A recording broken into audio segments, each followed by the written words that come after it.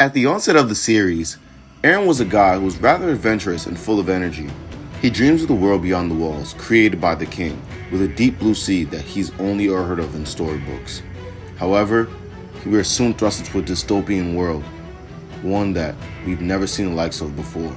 Not too long into the first episode, we're introduced to the gore and violence and somber mood that would make Attack on Titan a staple, and might I add, a pioneer in the anime and manga space. It is with this scrutiny that the viewer must review all biases and try their very best to understand Eren and see him for who he truly is. A villain by circumstance, yet a hero by morality. Because even in sin, you can still be a saint. I stole that quote from Narcos, by the way, guys. Why, hello! Thank you again for watching Zen Form. I'm your host, Zen. Join me as we explore Eren Yeager, a troubled youth dealing with the struggles of growing up in an apocalyptic landscape. Don't forget to like and subscribe, as well as watch till the end, because trust me, you are going to love this video. There may be some spoilers in this video, so you've been warned. But without further ado, let's get to it.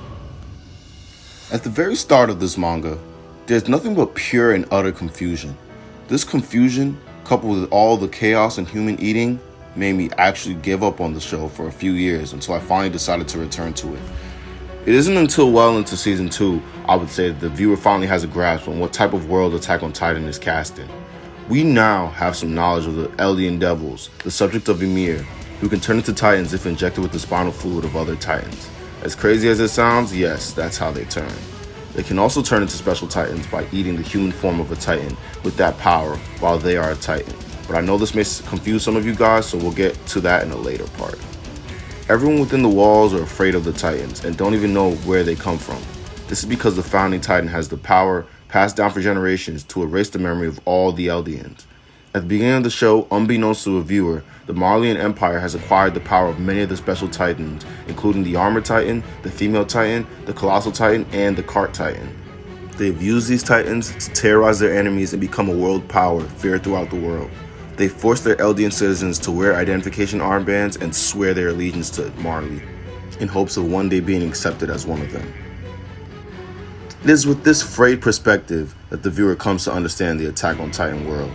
We only know as much as the mangaka Hajime Isayama wants us to. We start to get more and more bits and glimpses as Eren wakes up from his stupor. With the powers of a special Titan, you also inherit the memories of all the previous wielders of said power. Eren inherited those powers from, you guessed it, his own father, who he ate prior to the events of this show. If you think it gets crazy, keep listening, it gets crazier.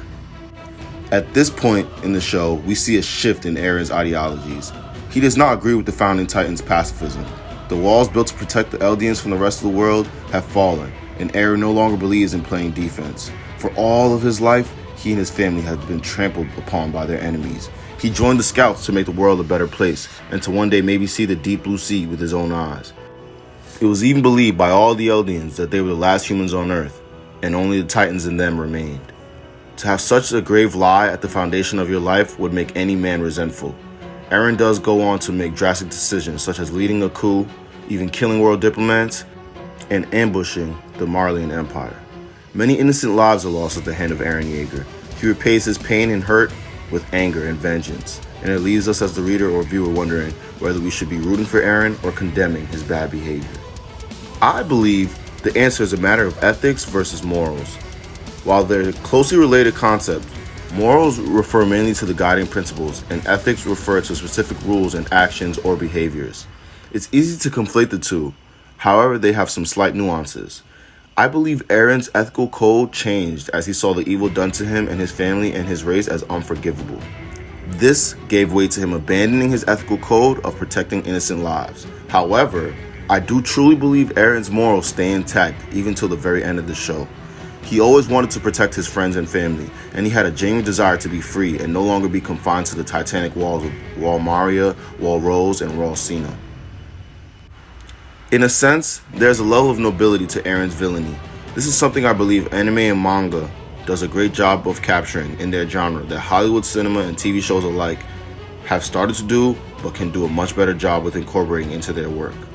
Oftentimes, there are no heroes, no villains, just a great canvas where we as humans use our subjective point of view to paint our black and white moral codes onto. Through watching anime such as Naruto, with characters such as Pain, Obito, and Madara, and even Death Note with Light Yagami and his deranged logic, this style of ambiguous good and evil is highlighted even more. The closest example I can find of this gray area villainy in Hollywood would be the depiction of Thanos in Marvel Cinematic Universe Phase 3, and Killmonger as well from the first Black Panther movie. Nonetheless, we're beginning to see a renaissance of the conventional storytime villain. For me, Attack on Titan stands alone at the precipice of dark anime and manga. It really makes the reader question their own moral compass, as you see there is no right or wrong, no winners or losers, only a warped reality in which everyone is trying their best to survive. That was the video, people. I want to thank you again for tuning in. If you like this video, be sure to leave a like and a subscription, as well as check out my video breakdown I did on who I think is the weakest member from the Straw Hat crew in One Piece. But other than that, thank you for watching Zen Form. Find your Zen, your final form. I will see you next time, guys.